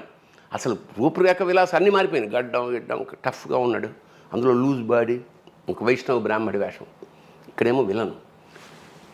నేను ఎంత ఇంప్రెస్ అయ్యానంటే, జయరామ్ సార్ ఎక్కడున్నాడంటే క్యారవాన్లో మేకప్ చేసుకుంటాను. నేను వెళ్ళి కాళ్ళ మీద పడిపోయా. అప్పుడు నేను సెలవుల్లో ఏంటి సార్ ఆ వేషం, దాని నుంచి నేను డబ్బింగ్ చెప్పాను. Sir thank you. నేనన్నా ఈసారి నేషనల్ అవార్డు ఖచ్చితంగా మీ వేషానికి వస్తుంది. So that was a great experience. అదే ఇన్ని సినిమాలు ఇంత కెరీర్లో నీకు అవే మాత్రమే గుర్తున్నాయంటే అవి ఎంత ఇంపాక్ట్ క్రియేట్ చేసి ఉంటాయి కదా నీ మీద. వ్యక్తి మణిరత్నం అనేవాడు ఒక మేరు శిఖరం సినిమాల్లో సంబంధించి. అంత రేట్ చేస్తావు బాబాయ్ నువ్వు మణిరత్నం? ఎందుకంటే అన్ని మూసకొట్టుడు సినిమాల్లోంచి గీతాంజలి, ఒక అంజలి, అవన్నీ చూసుకుంటూ ఒక నాయగన్ అమ్మని ఇదేంటి మాఫియాని కూడా అంత సాఫ్ట్, అసలు అసాధ్యం కదా. అంటే ఇప్పుడు గాడ్ ఫాదరే అందరూ తీసిన సినిమానే, అందరూ చూసిన సినిమానే ఎలా చేశాడు అంటే, అతను ఏమిటంటే ఈ ఆర్టిస్టిక్ కమర్షియల్ బెండ్ ఉంటుందే, అది దట్ ఈస్ ద క్వాలిటీ. ఇప్పుడు మన వాళ్ళు కూడా వచ్చేసారు, ఇప్పుడు ఆ లైన్లో మన వాళ్ళు అందరూ వచ్చేసారు. అప్పుడు సంగతి చెప్తున్నాను, అప్పుడు మాట అప్పుడు మిస్ అయిన మణిరత్నాన్ని మళ్ళీ నేను. అయితే ఇప్పుడు నార్మల్గా నువ్వు విజ్ఞుడివి, చాలా సహనపరుడివి, అన్నీ ఉన్నాయి నీకు, మంచి మంచి క్వాలిటీస్, ఒక మనిషికి ఉండే క్వాలిటీస్ అన్నీ నీకున్నాయి. అయినా సినిమా పరిశ్రమ అన్నది ఎప్పుడూ అగ్ని పరీక్షే, ఎవరికైనా ఎంతటి వాడికైనా. నీ స్వయంకృత అపరాధాల వల్ల నువ్వు కెరీర్లో మిస్ అయింది ఏదైనా ఉందా? నేను తప్పు చేశాను సారీ చెప్పింది ఒక సంఘటన ఉంది. మనసంతా నువ్వే సినిమా ప్రొడ్యూసర్ రాజుగారు కదా. అవును. ఆయన నెక్స్ట్ సినిమా ఏదో అదే మనసంతా నువ్వేనే, అదే సినిమా మేము అక్కడ చేసి వచ్చాం. ఎక్కడ అరకులో చేసి వచ్చాం. మంచి వేషన్ అది, విలన్. అవును. పావురం గిలగిల కొట్టుకొని పాపం తీయండిరా, తీసిచ్చాక మందులకు వండు అంటాడు. సాఫ్ట్ క్యారెక్టర్ లాగా ప్రారంభమై మందులో హీరోయిన్ ఫాదర్, అదే మణిరత్నం వెళ్ళిన సాఫ్ట్ కట్ చేస్తే ఇక్కడే పక్కన అప్పుడు కింద ఇవేమి ఉండేవి కాదు, కింద కూర్చొని హార్మోనియం ఏదో ప్రాక్టీస్ చేసుకున్నాను. సరిగ్గా 12 నేను వెయిట్ చేస్తున్నా అన్నపూర్ణ స్టూడియోలో, సెకండ్ షెడ్యూల్ మనసంతా నువ్వే. పొద్దున 9 గంటలకు 9, 10, 11, 12 దాటేసింది. మా ఆవిడ కింద ఏమంటే భోజనానికి రండి ఉంటుంది. 12:30 1 గంట అవుతుంది, ఇక్కడ పిలుస్తారు. సర్లే 12:45 అయింది. సరే పెట్టేసేయండి. లేచి కిందకి ఎడుతుండగా ఫోన్ షార్ట్ రమ్మని. నేను ఓకే భోజనం చేసి వస్తా. లేదు సార్ ఇప్పుడే రావాలి. అతని పేరు చిరంజీవి అనుకుంటా, కృష్ణరాజు గారు తాలూగా. చిరంజీవి. లేదమ్మా కంచంలో భోజనం పెట్టలేదు సార్, అది వెయిటింగ్ మీకోసం షార్ట్. ఇటు 1 అయింది అప్పుడు కరెక్ట్గా. అప్పుడు అది కదయ్యా మేము భోజనం చేస్తాం. లేదు సార్ మరి వెయిట్ చేస్తున్నాం అందరూ. అది ఒక ఆకలి ఇరిటేషను. ఏమయ్యా ఎప్పుడు మేము 7 అంటే 7కు ఉంటాం కదా, మరి మీరు వచ్చినప్పుడు మేము గంటలు వెయిట్ చేస్తుంటాం. మరి మీరు రాది ఇప్పుడు కనుక నేను వచ్చినప్పుడు కనుక షాట్ తీయకపోతే మాత్రం అని ఒక బూతు మాట వాడా. అజాత శత్రుడే అలిగినాడు. ఏమన్నారు సార్ మీరు అని హర్ట్ అయిపోయాడు అసలు. అది స్లిప్ ఆఫ్ టంగ్ అయిపోయింది. చెప్పు అలా అంత అనకూడని మాటే అన్న. అతను హర్ట్ అయిపోయి ఏమనుకుంటున్నారు మీరు, ఏమిటా మాటలు, పెట్టేసాడు ఫోన్. నేను చేస్తే మళ్ళీ ఎత్తడు. ఇంకా వెంటనే నేను కారు వేసుకుని ఇప్పుడు రాజుగారు తెలుస్తారు. రాజుగారు చాలా టఫ్ కదా, టఫ్ను మంచి సక్సెస్లో ఉన్నాడు ఆయన. అవును మనం ఎంత వాళ్ళతో అంతా కంపేర్ చేస్తే ఏమవుతుంది మనకి. నాకు టెన్షన్ పడుతున్నా. చూడ విచిత్రం ఏంటంటే ఏచూరు ఉన్నాడే, అవును ఏచూరు అనేవాడు ఆ పాత సినిమా కలెక్షన్ ఏదో నాకు తయారు చేసి జీవిత చరిత్ర రాయడానికి ఏదో సంథింగ్ ఇస్తున్నందుకు నేను ఆ కృషికి మెచ్చి ఒక బంగారు ఉంగరం ఇచ్చా అతనికి. ఎవరికి? ఏచూరి. నేను వెళ్ళే టైంకి ఇదంతా వింటున్నాడు అతను. ఏచూరి రాజుగారి పక్కనే ఉన్నాడు. అవును, ఎంఎస్ రాజు గారు బాగా కనెక్ట్. ఎందుకు వాళ్ళ ఫ్యామిలీ నుంచి. అవును, రాయపరాజు గారి దగ్గర నుంచి. అందుకని ఇది విని ఇట్లా అన్నాడు. అక్కడ బహుశా అతను వచ్చేటప్పటికి ఏంటి సార్ ఇట్లా నన్ను పచ్చి బూతులు తిట్టాడు ఆడు అనేటప్పటికి రాజుగారికి బీపీ వస్తుంది కదా, వెంటనే వీడున్నాడు పక్కన. ఎప్పుడైనా భరణి అలా ప్రవర్తించడం చూసారా? మెల్లిగా వచ్చాక చూడండి ఏమిటో అని. అంటే అట్లా కాటే పాముని అలా, అది మనకు తెలియదు కదా. ఎప్పుడో చేసిన ఉపకారం కానీ ఒక సత్కారం కానీ ఎలా ఉపయోగపడింది చూడు. అతన్ని సాఫ్ట్ చేసాడు. నేను వెళ్ళాను మామూలుగా. వెళ్ళాక నేను అతన్ని సారీ చెప్పాను. నేను ఐఎమ్ సో సారీ, నేను ఎప్పుడు ఇట్లా అట్టయ్యేలా మాట్లాడను, దాన్ని ఆకలి వేస్తోంది, 2 కంచంలో పెట్టింది అన్నాను, మన్నించు అన్నాను. అతను కూడా చూసా. అది దీన్ని ఎంత చిన్న విషయమైనా స్లిప్ ఆఫ్ టంగ్స్ ఎలాగా వేషం పోవడమే కాకుండా అనవసరమైన చెడ్డ పేరు మిగిలి ఉండేది. అది అంచేత అది అతను నన్నేమి ఇంటరాక్ట్ తర్వాత ఈ డింట్ రాజుగారితో తర్వాత చాలా సరదాగా ఉండేవాడు ఆయన. ఎప్పుడు నేను సెట్లోకి ఎంటర్ అయినప్పుడు రాజ మాట్లాడిన ఉంటే ఇలా ఉబ్బేవాడు ఆయన. మంచి రిలేషన్. అట్లాగా అది స్వయంకృత అపరాధం అంటే ఇది అది అంటే ఇది స్వయంకృత అపరాధం కింద రాదు బాబాయ్. ఇవన్నీ సినిమా ఇండస్ట్రీలో నేను వీటిని కూడా చిన్న అంటే ఎందుకంటే 40 ఏళ్ల కెరీర్లో ఒకరోజు కూడా నేను రేటుగా రాలేదు. ఒకరోజు రేటుగా రాలంటే అసాధ్యం కదా. అప్పుడు ఏం చేసేవాడిని అంటే 99% ఒకవేళ లేటుగా రావాల్సిన పరిస్థితి ఏర్పడితే ఫోన్ చేసేవాడిని, సార్ ఈ కారణం వల్ల రాలేదు ముందే చెప్పుకుంటే దాని ప్రకారం షెడ్యూలింగ్ చేసుకుంటారు కదా. స్వయంకృతం అనగానే ఇంకో తమాషా ఇంకోటి పోయింది నాకు మీదగా. ఈ గడ్డం పెట్టుకోవడం అనేది చాలా కష్టం ఏ ఆర్టిస్ట్కైనా. ఇదంతా రాసేస్తారు, ఊపిరాడదు, తినబుద్ధి స్ట్రాతో తినాలి. రామ్ గోపాల వర్మ సర్కార్, నాకు రామ్ గోపాల వర్మ సర్కార్లో వేషం ఉంది పంపించి ఒక అమ్మాయి ఫోన్ చేసింది, బియర్డ్ ఉంటుందా అని అడిగా. అవును సార్, వాటి పేరు చంద్రస్వామి ఆల్రెడీ ఈ గడ్డం ఉంది, లైట్గా ఉంది, పెట్టేటట్టయితే కష్టం నేను అన్నా. లేదు సార్ నేను అడుగుతానే వర్మ అని అడిగాడు. లేదు గడ్డం పెట్టాలి అన్నాడు. అయితే నేను చెయ్యనన్నా. కట్ చేస్తే జీవా చేసాడు ఆ వేషం. మంచి వేషమే అది. అట్లాగా అంటే అది అది కావాలని పోగొట్టుకున్నాను. కావాలంటే మరి అయితే అది నాకు ఇంకో పనికి వచ్చింది. అవును ఆర్టిస్ట్వి నువ్వు పెట్టుకుంటావు గడ్డం, ఒక గంట, ఏం జన్మంతా ఉండదు కదా, ఓ మంచి అవకాశం పోగొట్టుకున్నావు కదా. ఇప్పుడు అమితాబ్ బచ్చన్ ఇక్కడ రామ్ గోపాల్ వర్మ, నాకు అమితాబ్ బచ్చన్ పక్కన వేషం పోయింది కదా లైఫ్లో. ఇంకా మనం అది అసాధ్యం కదా, అది అసాధ్యం. పైగా అమితాబ్ బచ్చన్ గురించి నా ఒక ఈవి సత్యనారాయణ గారికి ఒక యాంకరింగ్ చేస్తున్నా సినిమా ఏదో సూర్యవంశం. అప్పుడు అమితాబ్ బచ్చన్ గారు వస్తే అమితాబ్ బచ్చన్ గారి గురించి ఏదైనా చెప్పాలని, అమితాబ్ జీ आप जब खड़े होते कुतुब मीनार लगते, जब बैठे होते ताजमहल लगते अన్నా. నిలబడితే నువ్వు కుతుబున్నారువి, కూర్చుంటే కూర్చుంటే తాజ్మహల్ తాజ్మహల్. అట్లా అంటే అవకాశం పోయింది కదా అని అది మన స్వామి. నన్ను అయితే దీనివల్ల నాకు జరిగిన మేలు చెప్తా.